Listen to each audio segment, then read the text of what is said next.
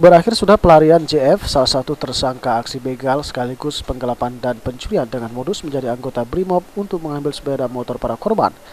Tersangka JF warga Talang Pipa, Kelurahan Talang Ubi, Selasa malam berhasil diringkus tim Buser Polsek Talang Ubi.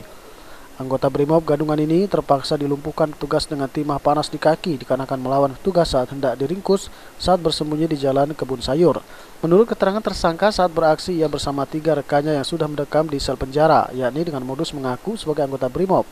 Ia bertugas sebagai pembawa motor para korban dengan cara berpura-pura melakukan razia sepeda motor dan langsung membawa lari sepeda motor korban-korbannya. 4. Siapa? Ruli, Bastian, itu yang sikoknya itu Lelau. Peran kau beliau? Ya, Pak. Kau apa kemarin? Peran kau? Sebagai apa kau? Menjadi BRIMOB. Yang jadi BRIMOB Ruli, Pak. Memakai baju.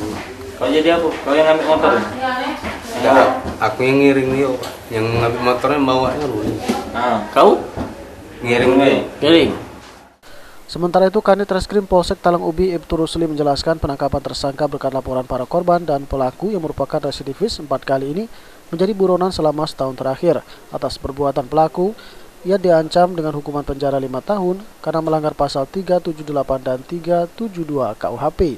1 tahun yang lalu, di mana pelaku ini dalam aksinya mengaku sebagai anggota BRIMOB dan melakukan razia layaknya seorang petugas, memeriksa kendaraan dan badan dari korban.